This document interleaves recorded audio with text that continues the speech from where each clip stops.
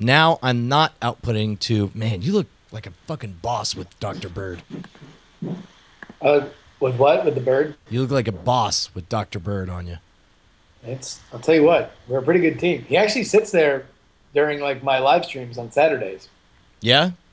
Yeah. He's a pretty epic fucking bird, man. He's an epic fucking bird. Hey, we got audio. There we go. Here. See what happens. See what kind of magic is happening.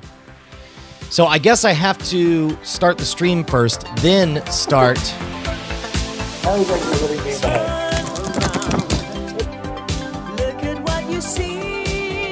There, are you receiving that now? You're receiving yourself? I'm seeing myself. All right, good. Give me just 1 second.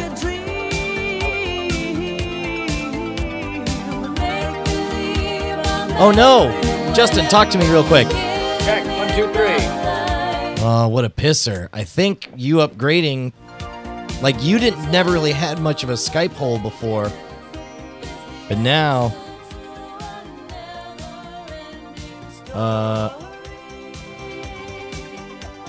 here, keep talking, Justin. Check, 1, 2, 3. 1, 2, 3. All right. Fun. Fun. All right, here we go. You're about to be huge, by which I mean you shall be made fat.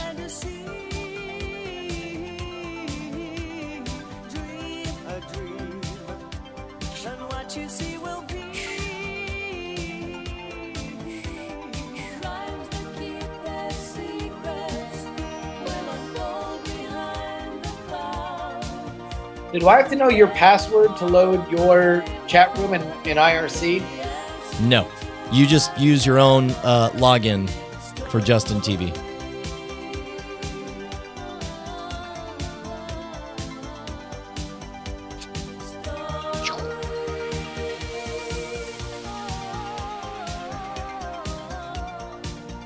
Man, I don't know why it's freezing on you like that. That's a little messed up. No, Fred Savage was not in this one. You're thinking of The Princess Bride.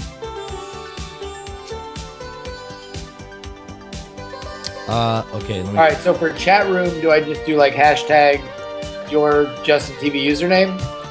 Yes. That sounds right. Chat room will probably tell you. Wow. It sure is freezing up on you quite a bit. Which is not encouraging. No. It's been made worse. Somehow I increased the... like, the only structural thing that changed was I rebooted my router. Whoa. The only structural thing that changed was I rebooted my router and I increased the speed on the B computer from 6 megabits to 30 megabits. Is, wow. Okay. Let me, hang on. I'm setting up the second thing here.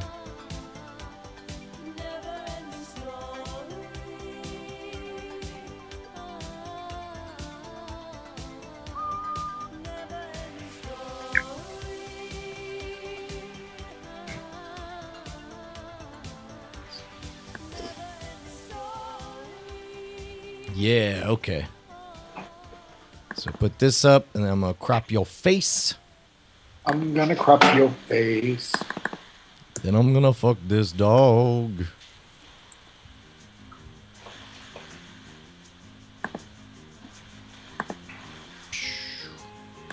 Super frozen. What, I just freeze every 5 seconds? Guess. I mean, yeah.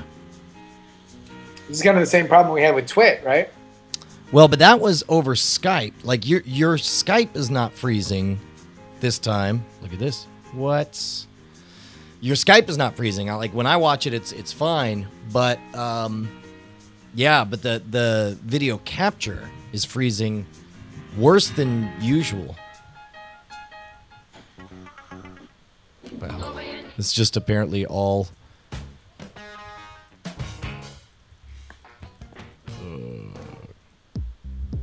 There we go. So,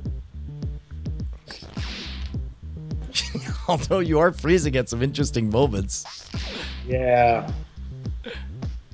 I'm not a fan of the freezing.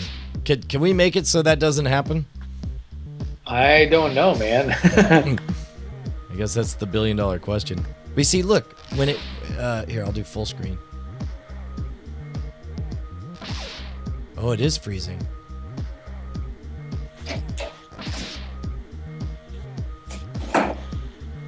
Let's see. Would it change anything if I was just grabbing a small area?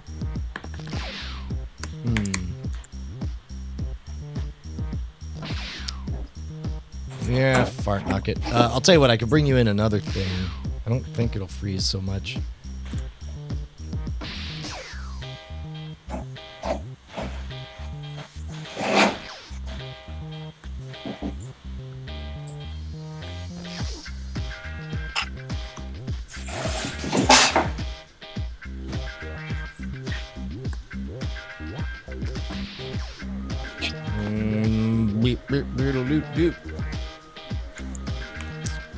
Dude, I've got one question, and that's whether or not Jackie Hearn has a certain puppet-laden thing to show us.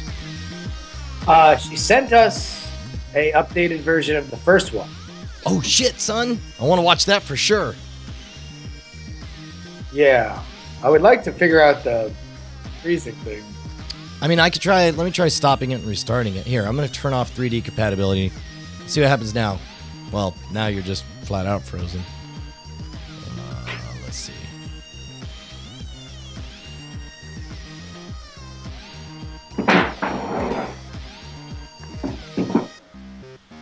How about now? Nope.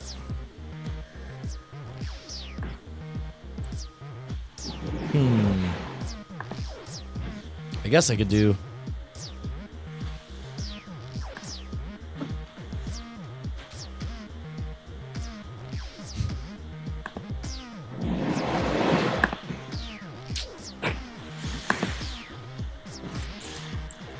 Here, let's see if that ever... It doesn't seem like it will. Maybe it's just because I'm trying to grab too much area?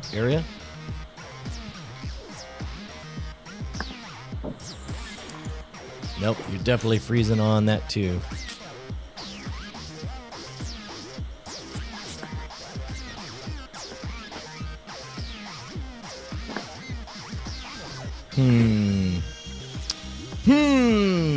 I figure if I just keep saying it, maybe I'll learn something. Oh, wait. Hold on, I just had an idea. I think I just got something. Brychan, that's not even remotely close. We're at 34% CPU usage. Dude, Hoagie, rebooting the router is what broke everything to begin with. Okay, so you don't look like you're freezing anymore. Let me switch it back.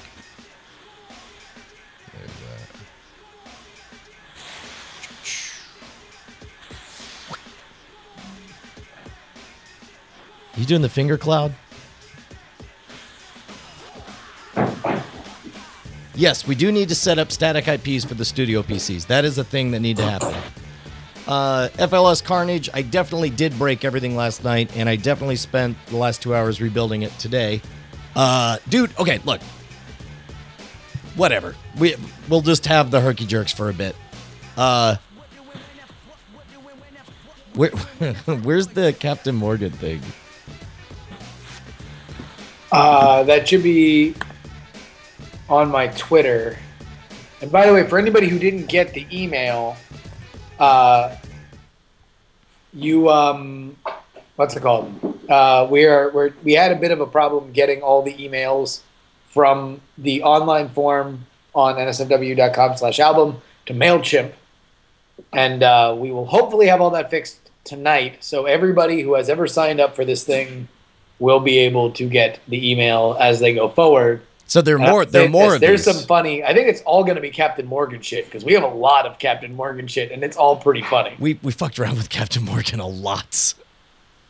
And like the only other track that we have that's like literally cut off the album is really just not that funny. Like it was definitely one of like the ones that I think me and Brian were very happy to see go. Yeah, from it was the first version. It was highly, highly risky with a very modest laugh factor.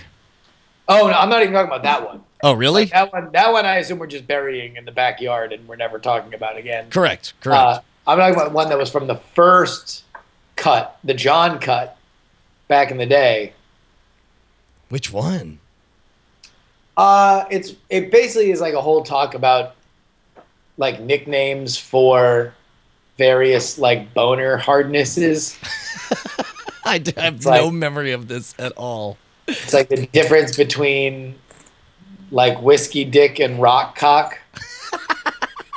That sounds exactly like the stuff we'd be talking about. And then and then there's like a personal story of me being an asshole to a girl, and it's a mildly amusing story, but it's not, I think, in the context of the other shit we have, not really all that fun. Oh, Jesus, Captain. Ahoy, Brian. God damn it. You can't. They're not even paying us for this shit. You can't do this. What do you mean? Who's paying who for what? Captain Morgan. You need to knock it off with the paying for it. Players don't pay for pussy. Well, I didn't say we're getting. Are you saying we're getting? You say we're getting fucked? Captain Morgan don't drop the balloons for that puss. Well, how do you go about seducing a woman? Pimp. How do you go about? That's what they say to me. They should call you Player Pimp Morgan, and I say no. I'm a captain. Yeah, it's a legal license thing. Yeah, but you're not currently piloting a boat, right? I am. No, you're not. I'm on mature leave. You're definitely drawing on a bottle of rum. No, look at me. I got a sword.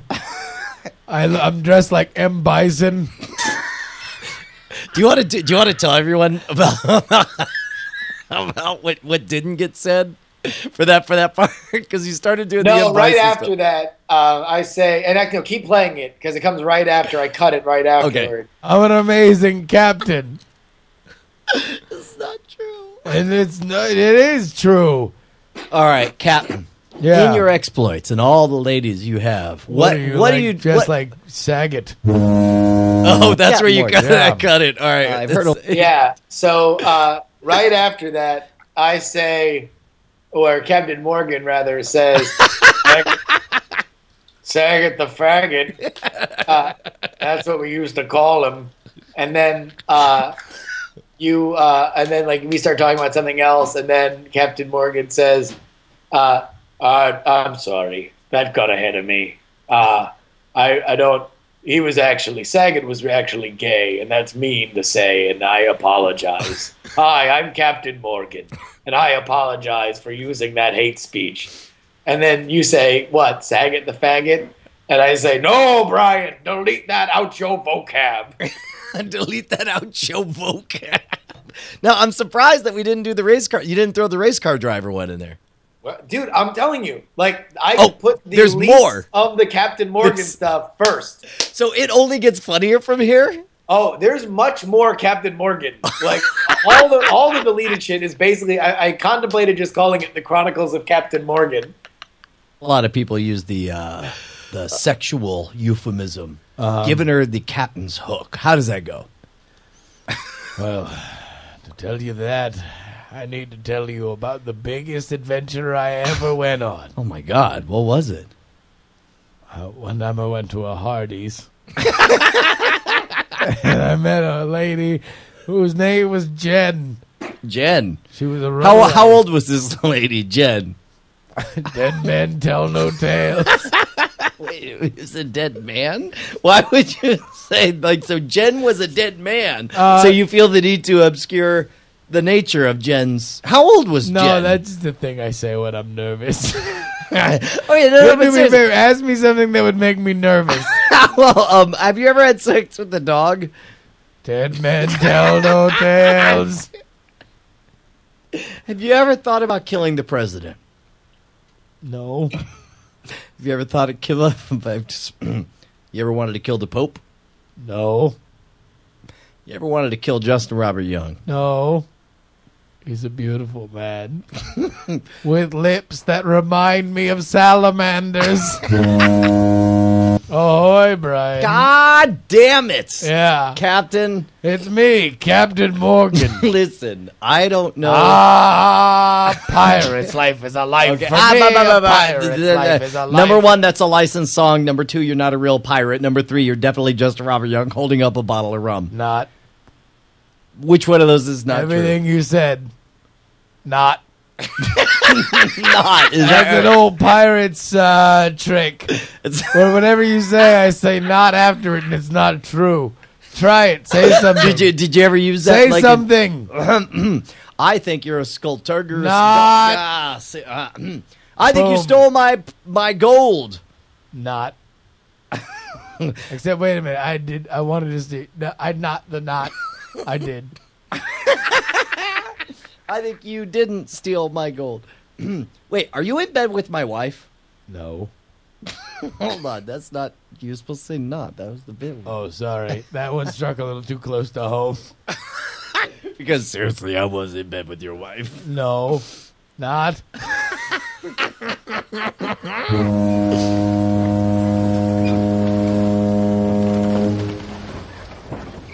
Dude, so that's literally the trash that just went nowhere. Yeah, there's a few other things. So I'll put the next one. I think is going to be the 2 race car bits. So it'll start with one of the race car bits, and then it'll end with the other race car bit. And then because the first race car bit is actually pretty funny, like, and I think the second one plays better when you know the setup. You know that we're like telling the same joke. Yeah. Or I'll tell you what, people are saying album worthy. It's like, dude, nowhere near. Nowhere near. Here, I'm going to kill Desktop Presenter, and then I'm going to start it again and see what happens. Although I'm kind of tempted just to leave it on that forever. Let's see. Here. Not freezing, not freezing, not freezing, not freezing, not freezing, not freezing, not freezing, not freezing. Huh. Well, I wonder if maybe it just needed a refresh. Nope. Definitely freezing, definitely freezing, definitely. Oh, wait. What? Look, it's not frozen. It's something with, like, I'm watching with my eyes on Skype and you still move. And yet. So is it? It's like Wirecast trying to handle it, or No, I don't know what it is. That's way weird. That's way weird. Let's see. Because it's definitely like I'm watching you move in real time. What? Infinite Brian. Okay, so it's not. It is any video that goes over that area stops here, like this right here.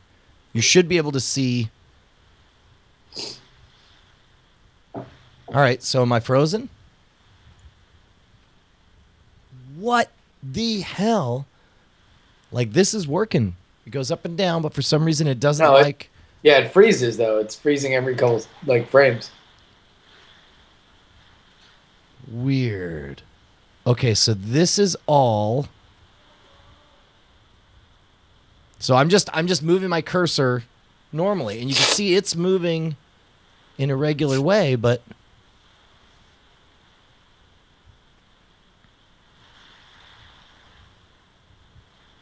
that's messed up. That ain't right. I'm not okay with this. Yeah. I wonder why. Oh, I'll tell you why. Because 3D compatibility is turned off. Now. No, you're still frozen. Well, yeah, because you turned off 3D compatibility because maybe that would help. Oh, okay. But now, stuff. okay. See, now that 3D compatibility is turned on, the everything's freezing, both the cursor and you. So that's weird. That's a thing. Huh. Man, maybe I will. Maybe I'll just shut this down and we'll go back to VidBlaster for tonight. What? I did enough progress right now. Here, I'm going to shut this down and we'll go to VidBlaster. All right. Of a tragedy. Hey, look at this. Look, I've been reduced to using VidBlaster as a virtual camera, and I'm using, because it won't stream directly, the built-in encoder on VidBlaster also is not working. So now all I get is we have to go through the website. You see this stuff. See that? Ah. This thing? See what I'm doing there? Yeah, so you're going right through. Man, what a super lo-fi shit extravaganza. Whatever, at least you're able to hear us. I'll continue to work on this. There's no lag. Sure. Let's say there's no lag. Let's also say that YouTube will work. I think it's about time we did some good. This is the enhanced one, right? We got to do a PSA. This is the new one, then yes. No, that's a public service announcement, Brian. Yeah, I would. Here's what we got to do. We got. There's a problem. We all know. Yeah. Let's say you go to a bar. Yeah. Have a few brewskis. Sure. With your pals. You're fine. Well, I mean, you got to. I mean, what are you gonna do? Leave your car? Well, you Like got to do the math. What you do is you take your weight and then you subdivide by the cosine. Drink while you're doing the math. And then you do the math. You're like, yeah, no, I'm good. I'm good. Drive home. Pretty much. Sure. Drunk driving. Okay, I'm sorry. Happens. Did you just say drunk driving? Happens. That's not. Brian, I'm gonna talk frank with you. Happens. We don't condone drunk driving. That's a bad idea. Well, I mean, listen, fine. We don't condone it. Okay. All right. All right. But there is a thing. Okay, don't do it. Okay, when you say the wink thing, that's all right. All right. What is your point? What is your point? Separate conversation. Okay. We've all been in the car. Mm-hmm. All of a sudden, something really fucking important comes in on your phone. Sure. Gotta text them back. Well, I have. You gotta read and text. Well, you shouldn't. You really shouldn't. You shouldn't. No, shouldn't. Right. You should not. My favorite part about extending a word is you can tell how little I believe in it. The longer shouldn't. All right, gotcha. All right. But it happens. Yeah, all right. Texting while driving. Happens. All right. Some people do that. You want to know what should never happen? What? Hi. I'm Justin Robert Young. Hey, I'm Brian Brushwood. We're here to tell you that no matter what, never get drunk. And drive a car. No. Oh. And and text while driving. Is that where we're drawing the line? That's not cool. Whoa. You want to get on a one-way road to Bucksville, kid? Then get drunk and start texting while you're driving. So the ad has to start off with a guy drinking from a party and get behind the wheel. You're like, oh, he's totally gonna get in a crash. But then he arrives at his destination and has a great time. Oh my God, yeah. But then, he's picking up chicks. Yeah. Everyone thinks he's cooler because he's been drinking. Exactly. He like crushes a beer can on his head as soon as he walks out. And then another dude gets in the car and be like, are you at the party, bro? And he's like, beep, beep, beep. Oh no. Swerving. Business deals. Yeah. I just sold my company to Facebook while I was on the way here. Exactly, right? And then but arrives at his destination. Uh-huh. And then that's when it pans over, you and me, and we're like, Justin, texting, drinking, looks to me like a recipe for disaster. Awesome. No, for disaster, because when you combine those two, and then like the texting guy kind of drinks, and the drunk guy gets a text. Starts texting. Yeah, and then they get behind the wheel and they crash into each other. Exactly. I love it. The poetry. Time, right? And then they're like, and it's like we're kicking it like 70s style. Right. Like where it's like not even just like gore, a euphemism. Yeah. Faces jagged are ripping off. blades of Oh my God, yeah. His face, like the face skins off and then falls off on the other guy's face. And then it's panned up just super graphic, and it's on film, right? Because it's all 70s style, and you see the two of them, like their heads are laying on each other, where their bloody bodies comes, and then all of a sudden, stream of urine hits their faces, and you pan up, and it's both of our wank. We're just pissing on them. We're like, should never drink and text and drive.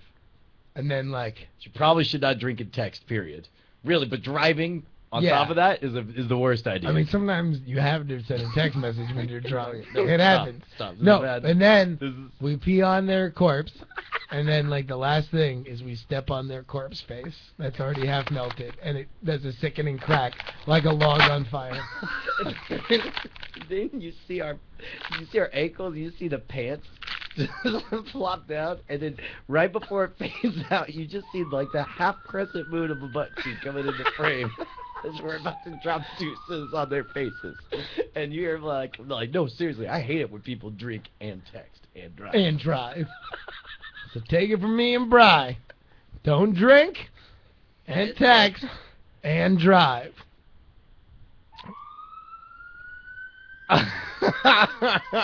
Yes. Holy cow. That is amazing. That is legitimately magic.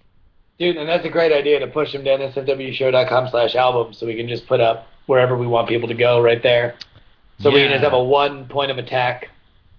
Let me put you in this thing right here, camera 4, blur, blur, and then, well, that doesn't do us any good at all. So here we are, frozen for no good reason. I'm not frozen. Oh, now who's frozen? Me. Ooh. I'm the frozen one. Hey, do you want to play some stuff that didn't make the album? Like, I'm kind of, it'll be a bit of a minefield, but. I mean, I don't know. Like, let's actually just be us a little bit. This ain't just all got to be us. I mean, like, we're gonna be hawking this crap. Let's lay out the promise, right? The promise was that we would do what? We would live stream at least for like an hour or so every night until the album comes out, which is Saturday. So today is Wednesday, Thursday, Friday, Saturday. We'll live stream Saturday to get everybody excited and see what they think about the album and shit. Yes. Oh, wait, Jackie Hearn gave up on Animal Fairy? On Animal Fairy? That was awesome. I was way excited. Oh, I thought she gave up on the other one and to focus on Animal Fairy. Oh, okay. She says no. All right. Because that was amazing. Oh, no, yeah, I think, yeah, like she wanted to do more with PSA and then got enamored with Animal Fairy. Animal Fairy's is pretty good. It's pretty amazing. Hey, without your permission, I may have forwarded the album over to Rob Krekel. And oh God, yeah, no, absolutely. He may have said it was amazing. That's great. Is it enough to get a voice work with Naughty Dog? Any dumber. Okay, so we promised to go live. We have a conundrum for tomorrow, do we not? Well, Brian, we said we would go live, and goddamn it, we're going to go live no matter what. However, I am flying to Indianapolis, Indiana, the City of Lights. Sure. And I found out today that you are also going to be en route at somewhere tomorrow. Where are you going? You know what? We are doing, for anybody who is in the New York area, there we go, Clarkson University. I'm flying to Albany, and then the next day on Friday, I have a show at Clarkson University. So the question, hang on, sorry. Where is Clarkson? So Clarkson's in upstate? Yeah, I think it's, people know where it is. I mean, hit me up on Twitter if you want to come out to the show at Clarkson University. This is one of those Ultimate Magic Tour things. This is me and Dan Martin and Nate Staniforth. Potsdam, New York. Thank you very much, Mark. Yeah, so that's happening tomorrow. Or I leave tomorrow, but I leave in the afternoon. So you're not available from noon until midnight doing nothing but moving your meat. I'm not available. Oh, holy crap, man. Potsdam is way the fuck out there. It's kind of far. It's basically Canada. Yeah, my secret plan, I haven't told anyone this, but I'm going to make Dan Martin and, like Nate already listened to the album. And, like I said, hey, listen to this and tell me if I'm making a terrible mistake, because, like, I'm continuing to work on this bullshit TV project. And I'm like, hey, man, is this going to ruin my whole life and keep me from getting anywhere? And so Nate's feedback was, the sexual content is strangely sweet and monogamous, but I worry about the racially charged stuff for somebody who's heading up being an ambassador for a multinational corporation. Well, because really, like, that's like the only stuff where you are saying, like, you have one big sexual personal story. Yes. Like the other story that you lead So good. is Yes. really about other people that you are our window Yes. to. Right. But like that, you have one that's like the big sexual story that's very much is really like a postcard for how devoted you are to Bonnie. Yes. Would you make it and- sound more I don't know, like more noble than I think the experience actually was? Oh no, it is like it is ugly because you are in an ugly situation, but it is by no means anything but noble. Yeah. And then other than that, everything else that that is said that's horrifying is said by me, except for Time Machine Racist, where we are definitely going back and forth and talking about racial things. Yeah, and the problem, But but the problem is, man, fortune favors the bold. Yeah. Like, No. if it's going to be I'll an tell album you, that's funny you because nailed of it. that, You nailed it, and I explained it to Bonnie. And when you said, like, are you comfortable talking about the issues raised by this? I was like, well, yeah, of course. And he's like, well, then that's the difference. Like, if you can be somebody who is scared and wants to play it safe for all your whatever reasons, but if you can be the type of person who doesn't mind, talking about race and how whatever. I mean, it's like, I'll tell you what, here are the themes. And this is what I not expect about the album.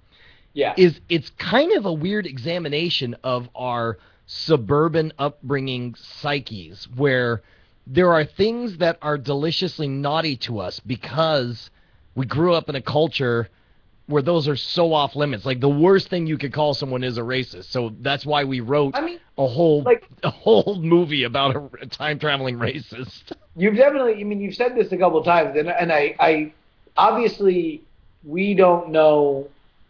It's hard for us to examine big picture themes as we are talking about them in the moment, and I know certainly that wasn't, I think, from either of us, the point of doing it, like, or that we were looking to explore those themes. But, I know for me, like, it's just, I find all of it fascinating. Like, just like the idea of, like, I guess, and that's the funny thing with like the Time Machine Racist is that, like, I find both of the concepts fascinating and somewhat ridiculous, yes. Like, well, and I don't know about you, but my experience, and I suspect I think we both find the idea of prejudging someone based on the color of their skin inherently ridiculous, which is part of the reason it keeps showing up in our comedy, right?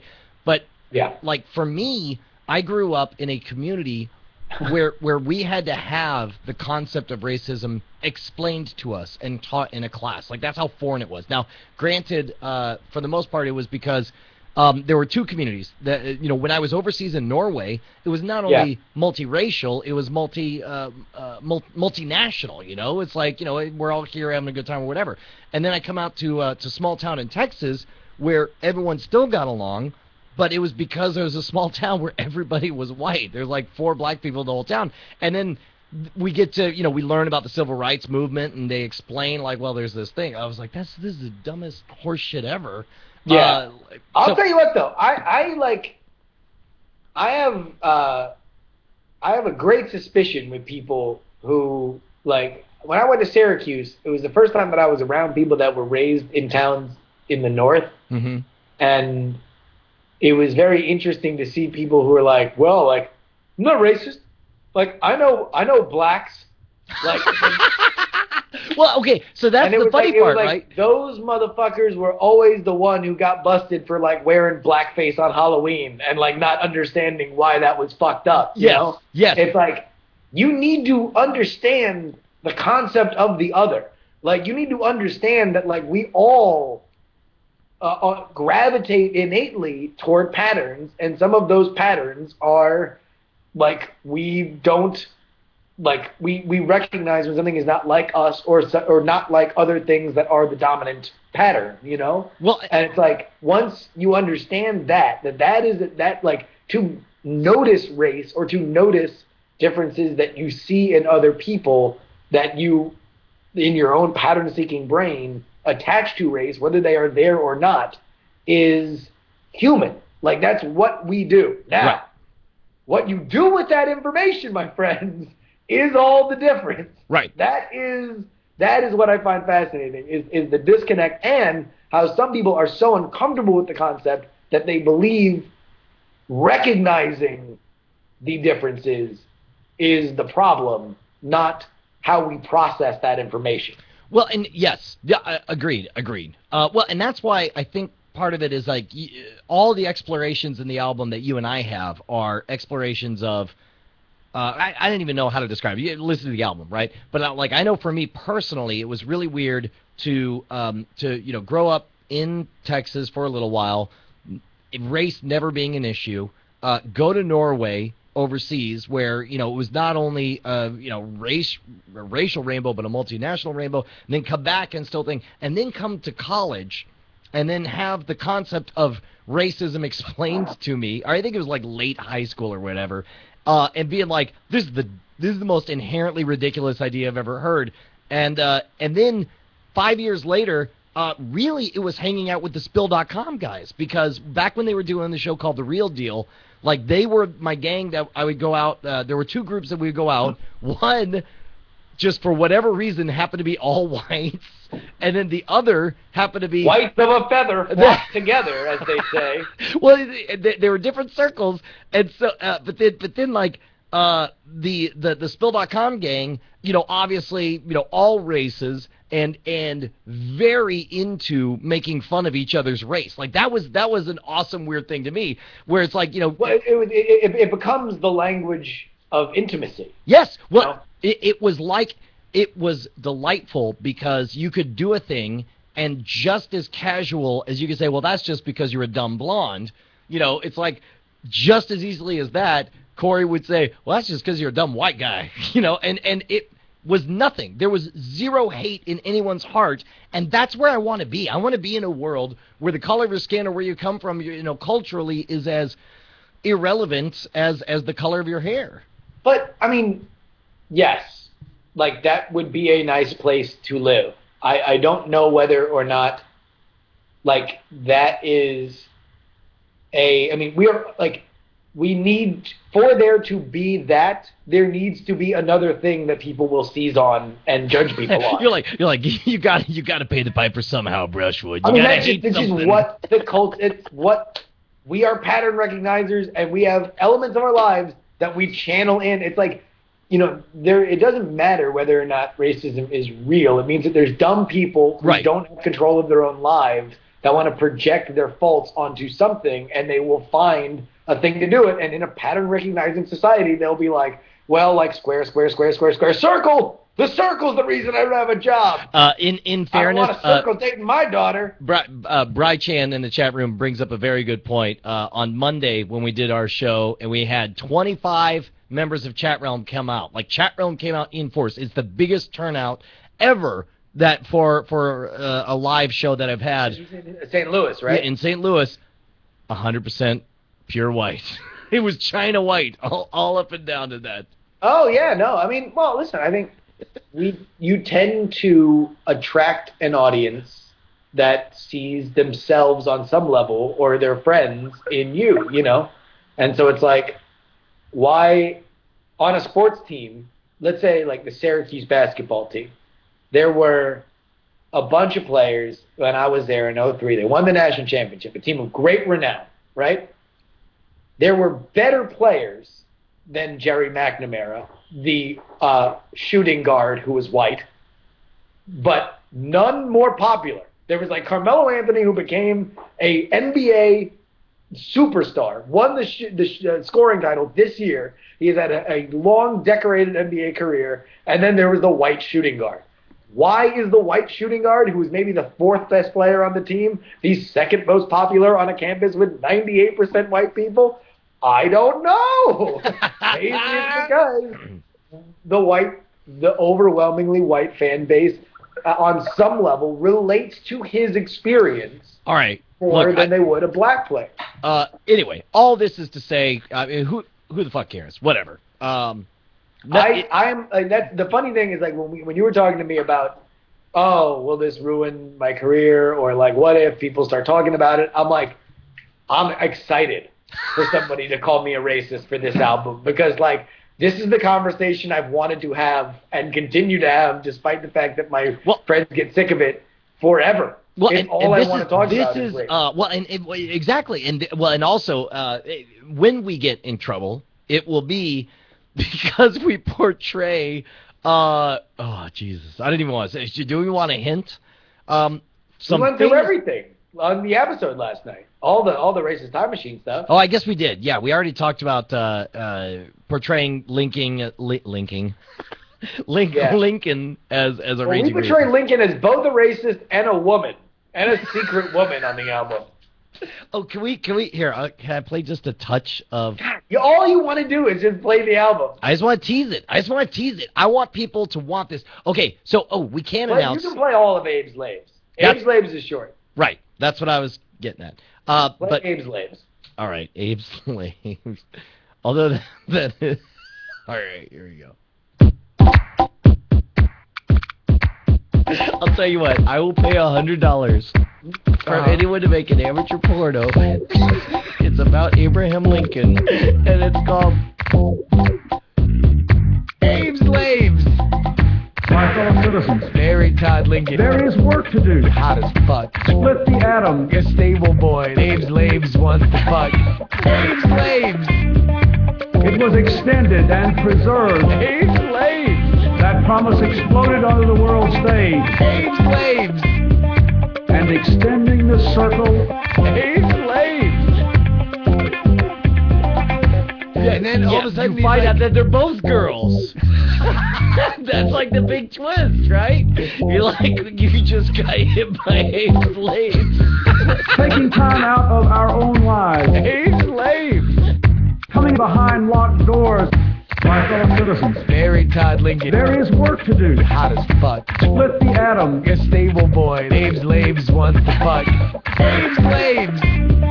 Succumb to the dark impulses. Abe's Laves. Great rewards will come. Abe's Laves.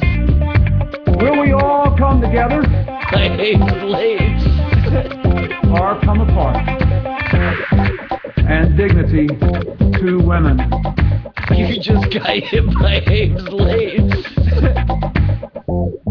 So, we got to figure out tomorrow morning what the game plan is going to be.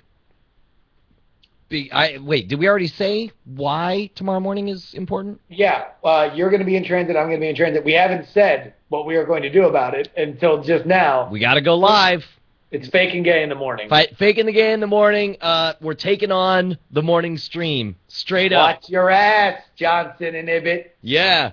Maybe we'll have to do a whole thing like we'll prank call him. You just got pranked by the master prank caller. Joe Mama. Dude, I feel like we're coming after him. And I'll tell you what, we're going to be number one for one day. That's the only time we're doing it. If we went head to head, then we would have to go live at 9 your time, 7 my time. Done and done. And I'll tell you what, you and I should drink beer the entire time. I mean, because we only have to travel the rest of the day. Can we wake up in the morning and start drinking beer? You want to Dragon Con it? It'd be a totally different take on the traditional morning show. We'll have bathrobes on, and we'll crack open a beer, and just boom.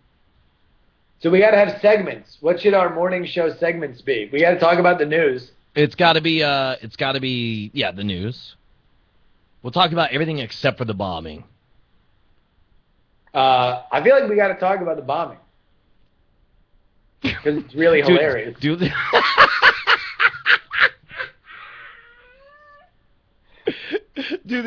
whole like, oh, somebody's on the line. I think it's the bomber. Look great. I can't believe they haven't come up with a clever name for the Mad Bomber. All right. Can we talk about this for a hot second? And I'm with you. Let's not talk about the bomber tomorrow. Yeah. But let's talk about it now. Yes. I feel like there's a very weird element to this that has even bubbled up to the surface in a way that it hasn't before, where people on both sides, I feel like, are rooting for what race this bomber is.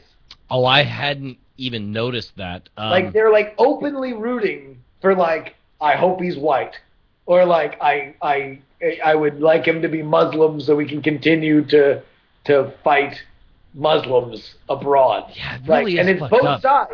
But it's It's- very weird to me that we have a stake in it. Why do we care? I mean, like, we want to stop people bombing us, right? Well, I'll tell you what the problem is there's a significant fatigue from people like me, fucking tired of the war on terror. I forgot where I read it, but somebody said, let's stop declaring war on common nouns, right? Let's stop the war on drugs, fine, Sure. yes, the war on cancer, the war on poverty, what does that mean? The war on terror, all that means is it's bullshit rhetoric that goes nowhere, right? So, Yes. to me, I'll admit, like, I hope that whatever this person is, the story is not spun as, and that's why we need to invade blank. Like, Well, yeah, but I don't think that this is going to be an invade blank kind of thing. no, I hope Because- not.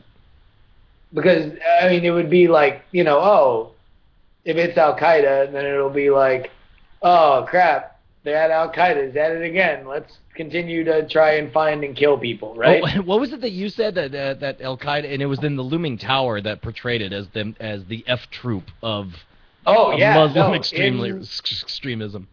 In the initial Afghani war, the Russian Afghani war, like the Islamic rebellion forces were like, oh God, Al-Qaeda showed up. They're just gonna run, and like they were like comically terrible. Like they would like capture people and then let them go, like because they would forget to guard them. Like it was just like terrible. Yeah. Look. But no, I mean, you can see like they're in the chat room. There are people who are like, well, most likely white, probably Tea Party, and it's like we've seen the tea because like this is like a thing that's happened a couple times where like when the Gabrielle Giffords thing happened, Yep. people were like Tea Party. Turns out the guy was not, like he'd actually voted for Obama. But most notably, voting for Obama was rightfully buried in the story because the top headline should be crazy. Yes. As it should be with whatever fucking political affiliation this lunatic decides he thinks is right. Is they are crazy and they do these crazy things, and we should actually, here's a fun political stance to take. See, Dr. Bird agrees.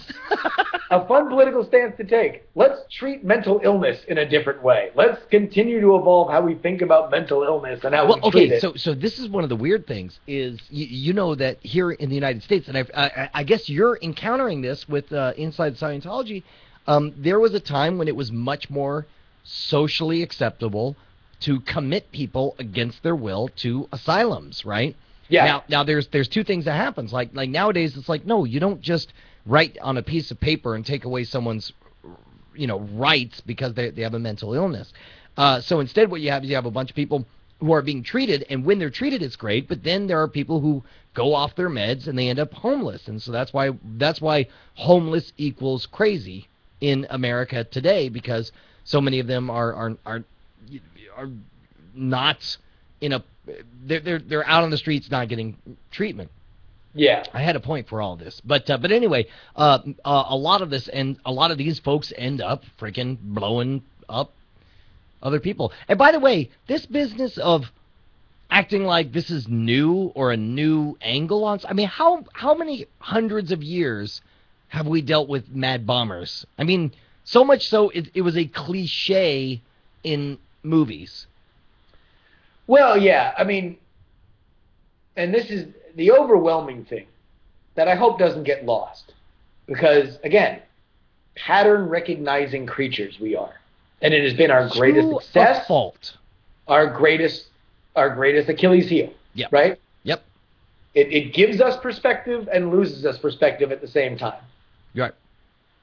Because now, another sentiment that I find interesting is people saying, oh, the Aurora shooting, the Newton school shooting, the Boston parade bombing, like these are becoming more frequent. We are falling apart. All of as a this world. is utter horseshit. This is what drives me nuts. Okay, for two reasons. And number one, the magic defense is Newtown, not Newton. Sorry. right. Whatever. This is what you do this is how you get hits. If you're John Edward, is you throw shit out and you see what sticks. Right. Yeah. So if you're John Edward, universally recognized as the biggest douche in the universe, and you want to convince people that you've stopped talking to dead people, and now you can predict trends sociopolitically. Say, and this is the same shit for terrorism, say, there's more shootings and they're getting worse or whatever. Or if you want to take an extremist view of the results of global warming, whatever, right? It's like, yeah, we're releasing carbon. Yes, it's getting warmer. Let's say that. Sure, fine. It's probably our fault. The real question is, does it matter, or is it getting worse or whatever? Say more extreme events, right? Look for weird stuff, people, and come back, and I will tell you why that's proof of my thesis. All of that drives me nuts. The second thing is, I'm sorry, which is what you were heading at before I interrupted. Well, I forgot where I was. You just go ahead. You're on a roll. I was, and then I forgot my second thing. Point is... The point is, we're getting less violent. And yes. We've been getting less violent. Yeah. That's what the evidence shows. And that's the hard numbers, is as a percentage, like when people go violent, maybe you could make a case like, well, when there's a mass shooting, there are more people. But as a percentage of total populace, we are at the most peaceful time in the history of mankind. Of humanity. Full stop. Full stop. We live the longest. We report being the happiest. We are the healthiest. We do the most active good. Yes, among other things, this is Steven Pinker. This is the Rational Optimist. This is abundance. In every measurable way, every single facet of everything is getting better. We are getting more fuckable. Yes. Best crop yields. Even using less land. Crops are more fuckable than they were before. More. Try to fuck an ear of corn back in 1801. It was like lumpy. It had syphilis and AIDS on it. Man, you look at a piece of corn now and you're like, I'm gonna fuck you right in the ear, corn.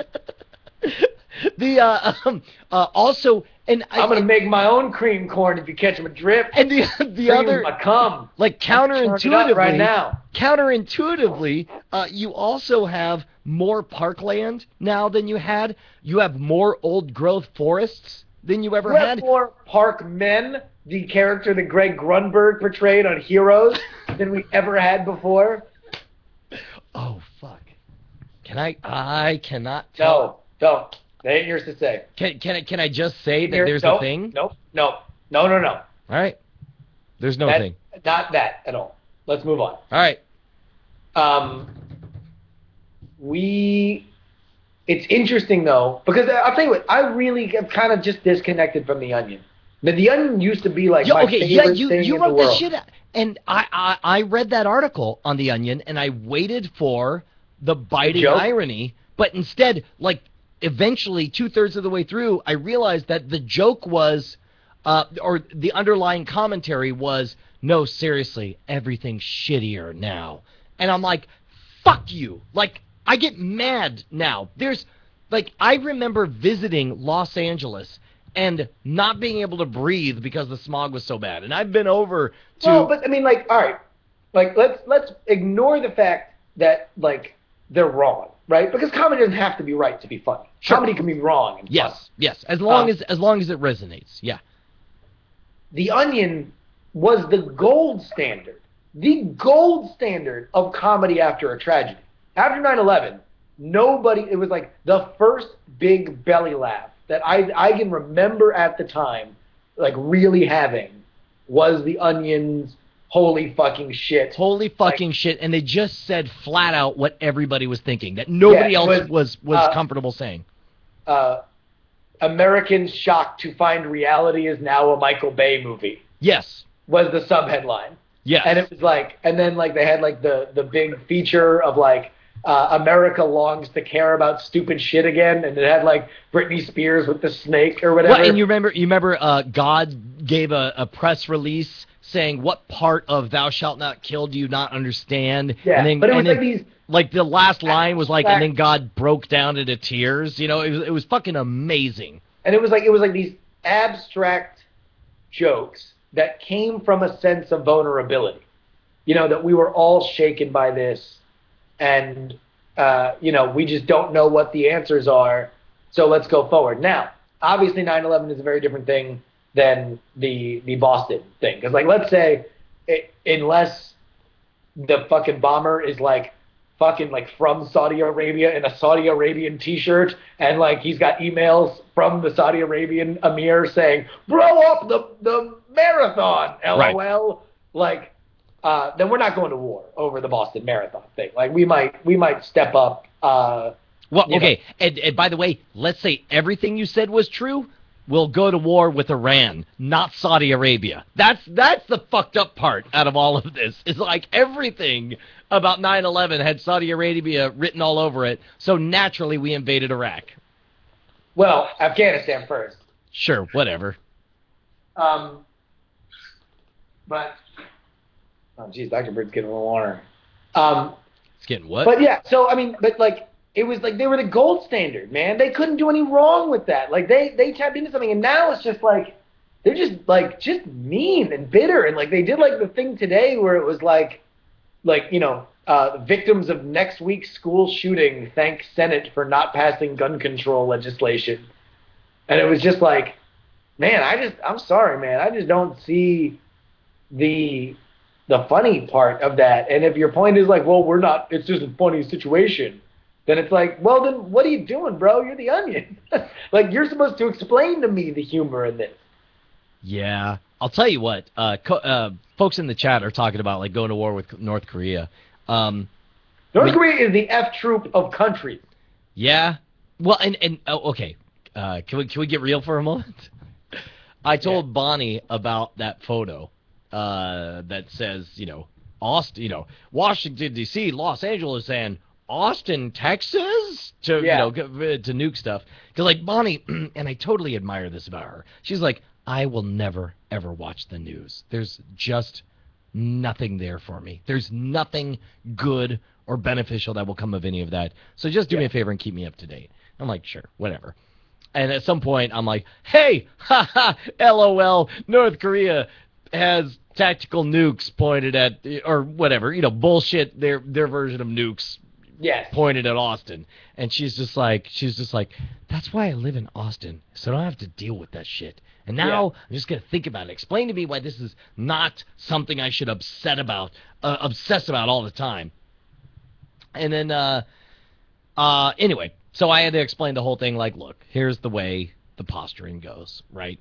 Well, and also, like, the fucked up thing about North Korea is that there's a very an educated school of thought about people who understand that country, that contrary to the popular belief that Kim Jong-un is being a belligerent leader, that it is because he is too dovish or perceived as weak that very important generals around him are forcing all these issues to the forefront to kind of saber rattle. Because, by the way, the only reason why North Korea survives is because us, primarily, and other countries like China and Japan, give them money and food. Right. And what they do is they say, oh, this time we're really going to blow up the world. And we're like, no, you're not. And they're like, we are. No, you're not. Look at us. We're like, here's this video of us blowing up the world. And they're like, that's Modern Warfare 3. Right. Not a joke. Okay. So, no, I believe you. Okay, so here's the thing, is it was proposed, given during the Iraq War, and a war that ostensibly, once the veneer of weapons of mass destruction was stripped away, the next thing everyone grabbed onto was hearts and minds. We need a bastion of freedom in the Middle East, right? But when you ran which was, I mean, like, you know, if you look at the philosophy for which led us to war, that was almost a more important reason to do it philosophically from that point of view. Yes. Oh no. At least it was honest, right? It's like we got this whole area that feels like they're cut off, and that's what the Stratfor is a firm here in Austin that does a bunch of tactical planning, and they have anyway, that was their point. Is so like the idea is if the Middle East does not get better, and you can define more better, westernized. these people Yeah. would define better objectively as democratic and economically prosperous, and would trading with other countries to be a player on some level in the world economic, marketplace. Agreed. Okay. So here's my point though, right? So let's say what your goal is you want a bastion of freedom in the middle of the Middle East. You're looking at the chessboard, and Iraq is, it's got enough of a coast that you can invade it. It's got enough of a history of ticking off the UN that you make the gamble that you could get in there and you can westernize very it. Influential expatriate community. Right. Okay. Smart. So again, I get all of that, right? But unfortunately, Iraq War ended up costing what, like $1.2 trillion, and still continues. A lot of coin. What's that? Yeah. Lot of coin. Just to put it in context, 3 years of $1.2 trillion is $1 billion a day being spent. Okay? Wrap your mind around that. $1 billion a day being spent.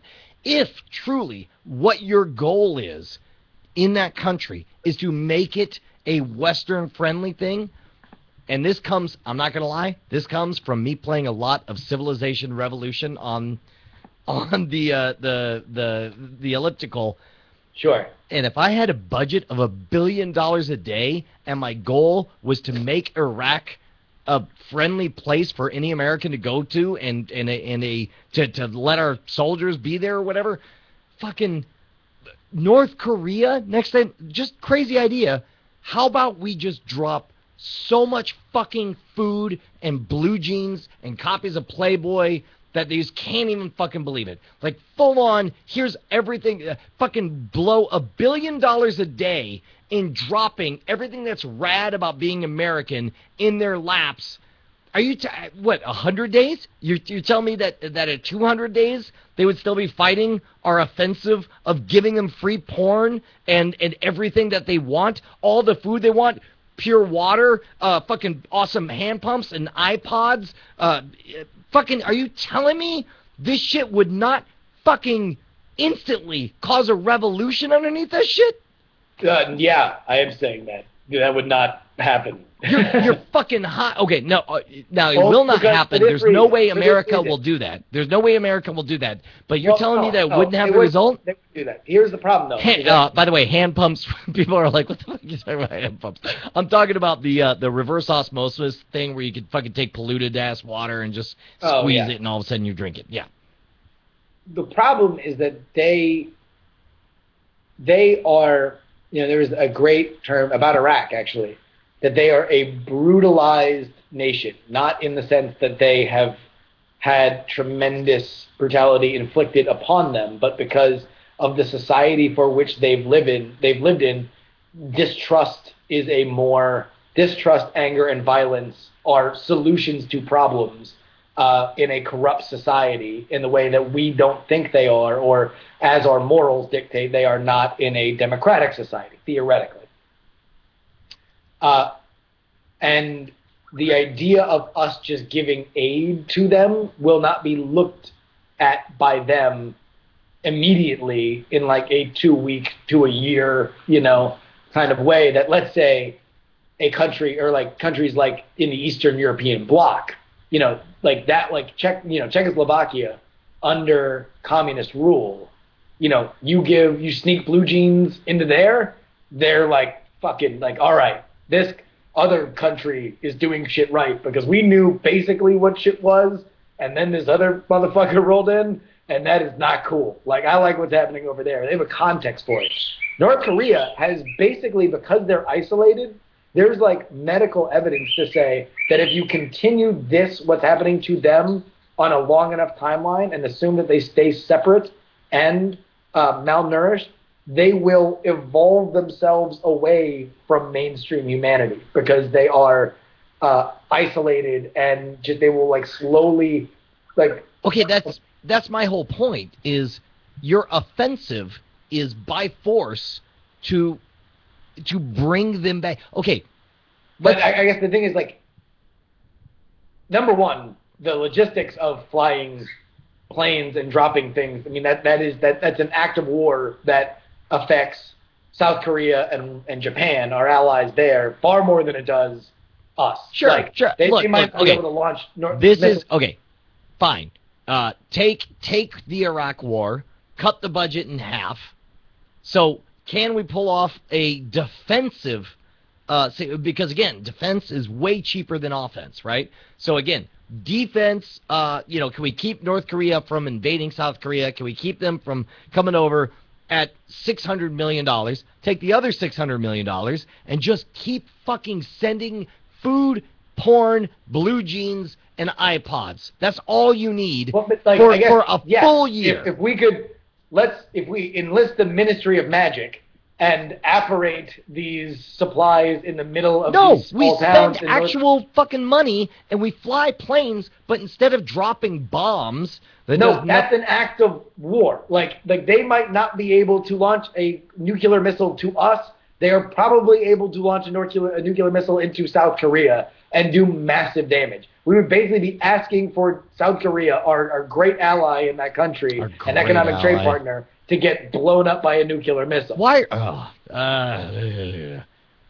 don't know. Why do we have bases in South Korea? Why is that important?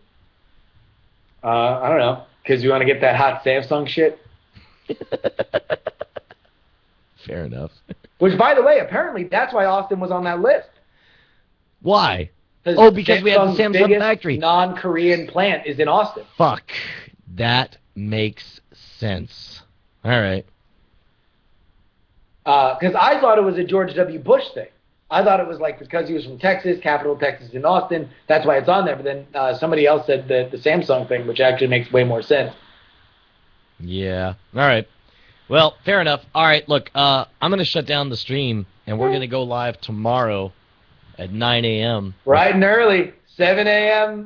Pacific. I hope fucking Johnson and Ibbett get their fucking shit tight because we're coming for that number one spot. Baking gay in the morning. I guess I'll go get some. I'll go get some Miller Lights because I don't have any. I don't know. I don't know if I have beer. I'll have to go get. We gotta wander have into some Safeway at fucking 6 in the morning. We just gotta have some kind of visible drinky things that we can do. Yeah. All right. Here, one more thought about I'll say it again about the emails. We are still working out all the kinks about getting all the email names to the MailChimp list. So if you didn't get an email today, an email did go out. If you didn't get an email today, we are updating it again tonight. So hopefully everybody will get the next one. If you didn't get the email, it was basically just me saying, thank you for joining the email list, and then giving the link that is on my Twitter account. Just go over to my Twitter account, and it's a YouTube link to a bunch of Captain Morgan tracks that were not on the album or won't be on the album, and more Captain Morgan shit tomorrow. Hang on. I think Jackie Hearn has more stuff to say. Oh, shit. We should at least announce our official strategy because yes. Thankfully, our official strategy was our old strategy, but with purpose now. We found out that we picked $3.99 for the album specifically so that we could get on the Billboard charts. We found out recently that because it's a 2-disc album, with and over 2-disc is a weird classification just because one disc is 75 minutes long, right. So we just can't have... Because it's like 2 hours and 25 minutes or whatever, it can't be a 1-disc thing. And in order to have it appear on... on Billboard, you have to do $4 per disc, so for a couple of discs, and then from there. So Billboard is out of the equation this go round, which means if we're not going to do Billboard, we already hit number 4 out of all albums on Amazon, full stop. But let's face it, when you are going to talk about one chart besides Amazon, or I'm sorry, besides billboards, who do you care about? The largest music retailer in the world, iTunes. Yeah. Do you want to know who we're up against on iTunes? Let's take a moment. Can we take a moment? And we are, just so we know, we are gunning for the #1 spot in the comedy category. Okay, yeah, all right, look, we're going to get that. Spoiler alert, we're going to fucking steamroll in and take a dump on Jim Gaffigan's corpse. Yeah, fuck you, Gaffigan. Yeah. We may love your work, but... Because you're really talented. Yeah. Way more talented than we are. But fuck you. All right, here's albums. So what's the #1 album on iTunes right now? #1, full stop. Yeah, Pink. Nope. Save Rock and Roll, Fall Out Boy. So the Fall Out Boy reunion album. Look at that. All right, iTunes chart. How about this hot track? I'm gonna fuck some dogs. Only got 2 flies in my kennel. I'm waiting for a fucking beagle. This is fucking dog sex.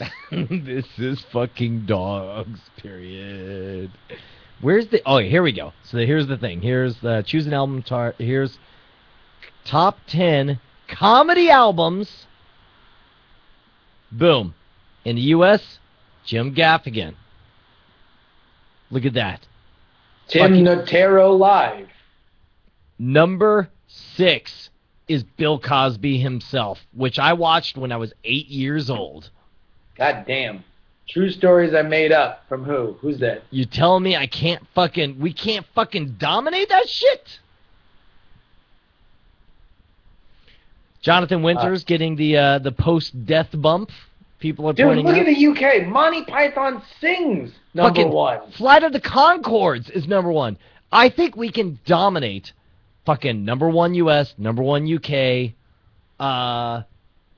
Fuck, why not all these? France, Germany, Australia? You tell me we don't got chat room. London, Italy, and France. All them other countries are like pooping our pants. I'm telling you, man.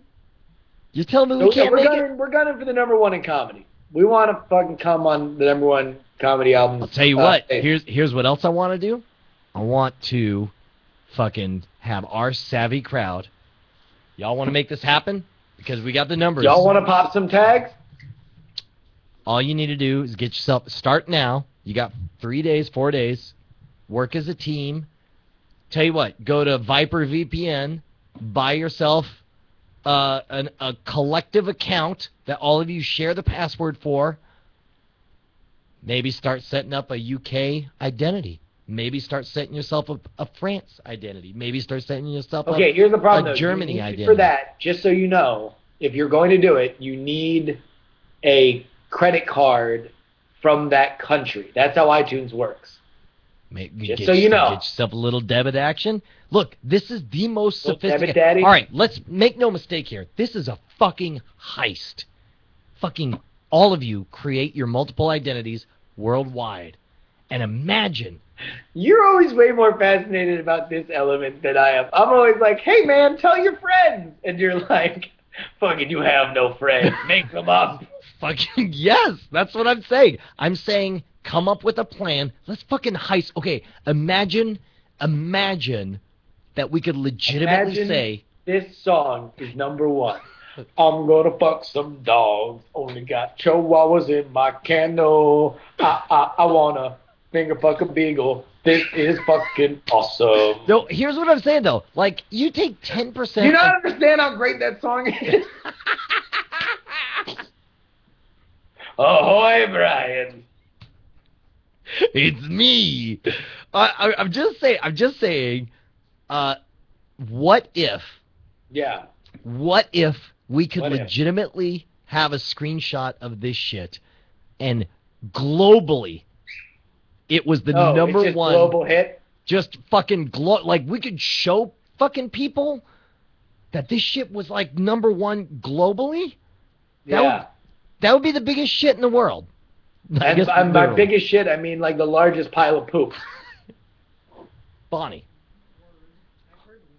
Uh-oh, Bonnie just caught wind of our shenanigan. She caught wind of my butt. Buttimus wind. You buttimus winded her. That's you. How you doing, girl? Just throw it down. No matter.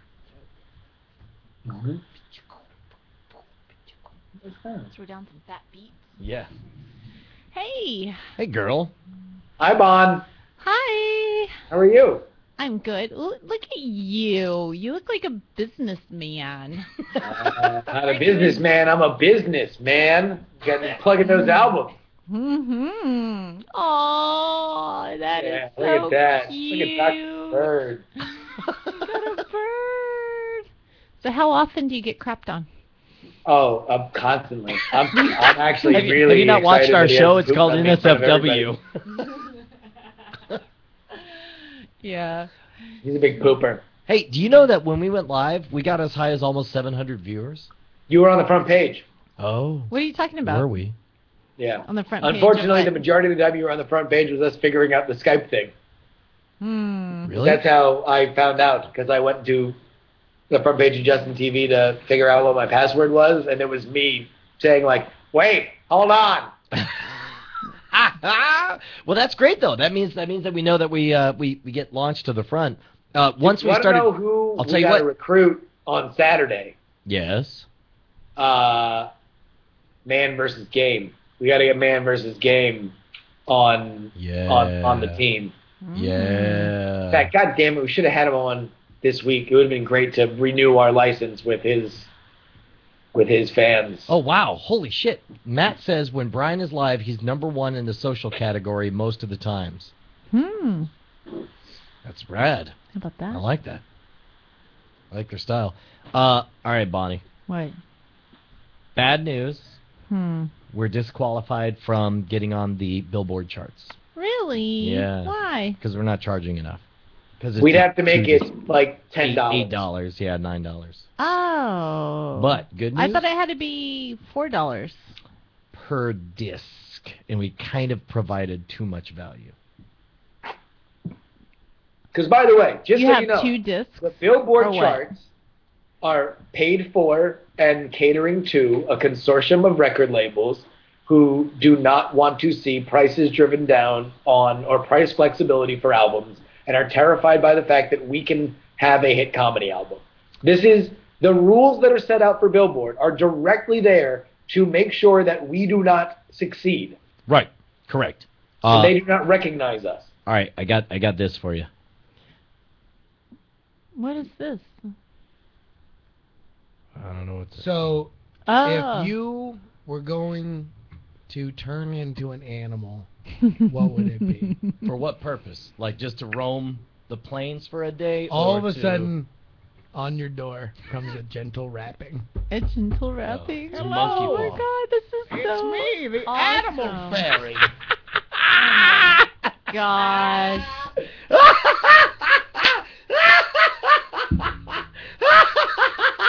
Like I love those little you guys should This just is fucking amazing. Hold on, I got. you guys If should just you never were be on the going screen ever and to just have your turn into puppets an do all the animal, talking. What would it be? I what agree. purpose? Full Like, stop. just Just to roam the plains for a day. All or of a to- sudden, on your door comes a gentle rapping. No, it's a monkey paw.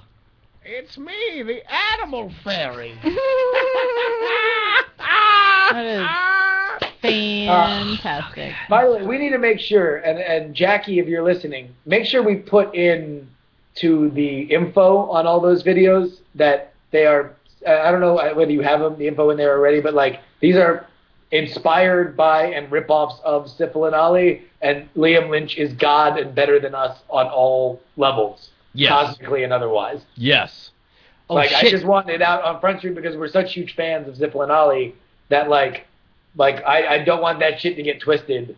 That You know this what? is You know what I us should trying to do? think we're doing something new. Okay, first of all, Alex Albrecht is good friends with Liam Lynch. I could probably reach out directly and say, "Hey, man, yeah, we got we a love comedy you." album. Yeah. Some fans have done some Sifl and Ollie inspired things.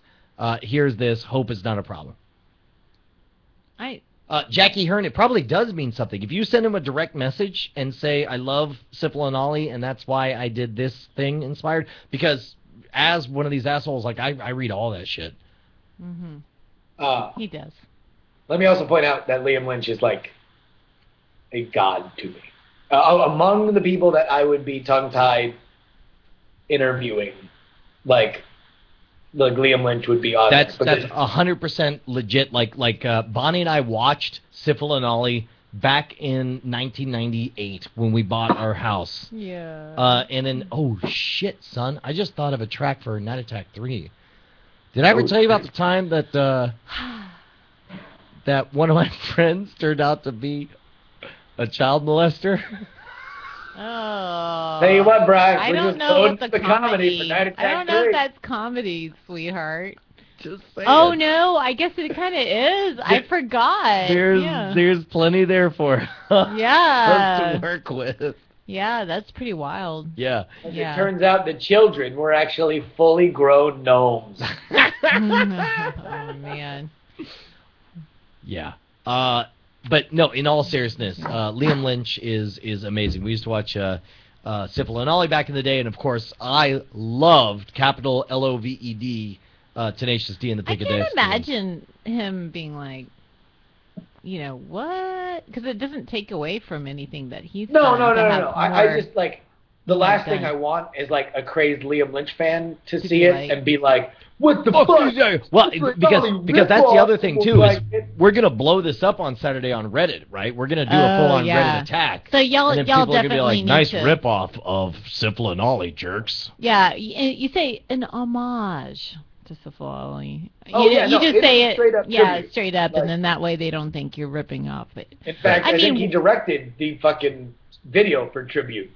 And, that's Spike Jones. Spike Jones directed it. Oh, Oh, did he? Yeah. Okay. Yeah. But no, when he started directing videos for Tenacious D and then eventually did Pick of Destiny, like, it was like the Beatles meeting Bob Dylan for me, like, at that point in time. Like, That's pretty it was very exciting. Well, I think I want to talk about our new project. Oh, shit, son. You got a new project? My lady? Yeah, no, I'm going to put this out there because I want somebody to develop it. Oh, God, not another baby. Look, no. Shit, that's what we were supposed to talk about, was me getting my nuts cut. That's what we were supposed to talk about last night. Everybody. Oh, yeah. We did talk about it on an album, a track that was scrapped, had to be scrapped because I fucked up on the Because that was actually a funny track, man. We went into a whole, like, a designer nut cutting service where fucking who is it? Not Sam Neill. I always mix it up. But who's, like, the guy from The Big Lebowski? The narrator. The which one?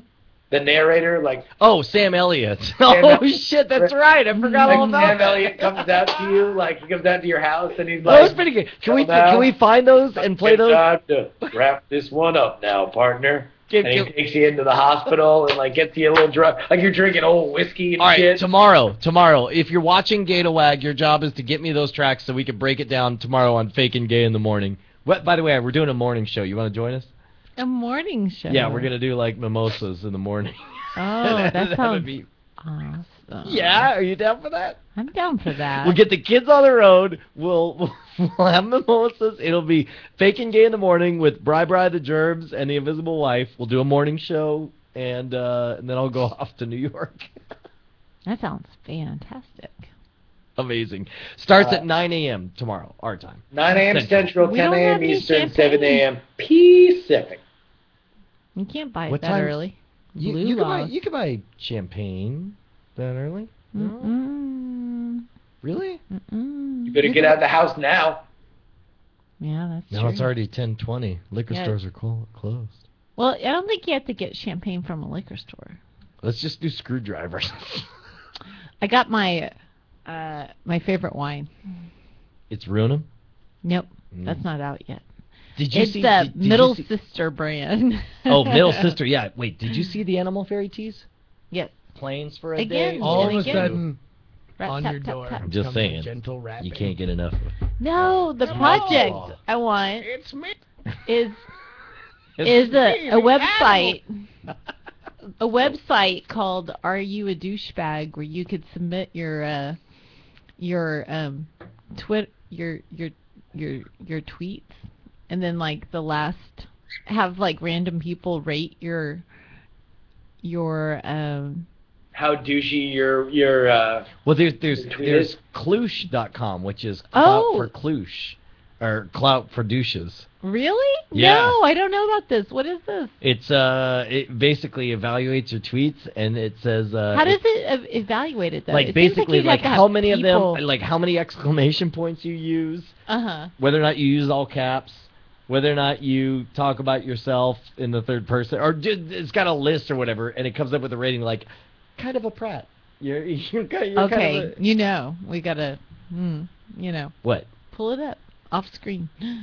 Oh, for me? You want to No, find not out whether for or not you. somebody has caught themselves in a Weber of douches? Huh? Oh my God! Is that what it was? Yeah. Me and Bonnie. Yeah. I'm so amazed. I see how- what you did there. Yeah, I see what you did there. That's so hilarious. Oh, I love that jeez. story of Justin just knowing me so well that I you actually can gotta tell send from you my because one I word. took the screen grab of the back and forth, and I just couldn't think of a funny or like a concise way to get the message across. Yeah, I think that's so great. Oh my God. Yes, that is totally what I am talking about. All right, so check this out. But I'm kind of curious if I'm a kloosh. Am I a kloosh? Here, I don't here. think so. So here's a website called pointerpointer.com. All right. So here's what it does. Stick with me here. All right. Let me make it small enough that it'll Okay. work. All right. Here we go. What you do is you go to pointerpointer.com and you move this shit around, and then you leave the pointer somewhere, Uh-huh. and it finds a picture where it's pointing right at your pointer. And then all you do this, and then it goes blue. How does it do that? Yeah, so you just upload pointer photos, but just tag where the pointing is. Yeah. Some of the photos, I guess, are too big because I have it really small right now. She's like, what? Pointer. Pointing is rude. Not on pointerpointer.com. That's where you go. That's where I go for all my pointing pointers. That's kind of awesome. That guy's totally getting laid. Yeah, he is. He's like, no, seriously. He's like, no, I'm back. I'm totally fucking tonight. These are all drunk people pictures too. I don't know what you're talking about. People point a lot when they're drunk. All right. Well, Brian, I got to get to bed early if I'm up at 7 a.m. Yeah, dude, I've got to 7 get a.m. off. getting up in the morning. Got to stay fresh. Got to fuck 4 dogs. Excuse me? I'm gonna fuck 4 dogs. I love to have sex with canines. Okay, hey Bonnie, can I tell you real quick? Like I told everyone how great you are Oh, for you're so sweet. specifically for not watching the news or anything. What? Like- you always ridicule me and tell me I'm a terrible No, person to my it's face. Like, that shit adds nothing to your life, and the fact that you have decided like fuck all that, like you've. You know, that's really funny because I've just decided that I need to be a little more informed. So I listened to about. What are you 10 gonna get out all of it? All you need is 10 I just minutes. read 10 minutes. Nassim Talib's Black Swan, and he specifically swore off reading newspapers. What are you talking about? He was That's just like my theory. his whole life is better now. He reads books and talks to people. It's amazing. Wait, is the author of Yeah, Black well, Swan? it's in Black Swan. He talks about how he's he talks specifically about how much better his life got once he He's an decided. interesting dude. I heard an interview with him on one of the economics podcasts that I used to listen to. I'm about to listen to Stanford has a series like an entrepreneur's speaker series, and he's on that. Yeah. So I was going to listen to that. He's a very forcely personality. Is Saeed, I think, is his last name, right? Talib, yeah. Talib, yeah. Yeah. He's a very, very strong personality, but he's a cool dude. All right, look, we got to go. Let's shut this shit down. Here we go. Bye, everyone. We love you. See you fake in the game in the morning. I will pay $100. Bye, Justin. I'm hanging up on you. Abe Slaves, bro. Abraham Abe Lincoln. Slaves. And it's called Abe Slaves. Slaves. My fellow citizens, Very Todd Lincoln. there is work to do. Hot as fuck. Split the atom. Your stable boy. Abe Slaves wants to fuck. Abe Slaves. It was extended and preserved. Abe Slaves. That promise exploded onto the world stage Abe Slaves. and extended.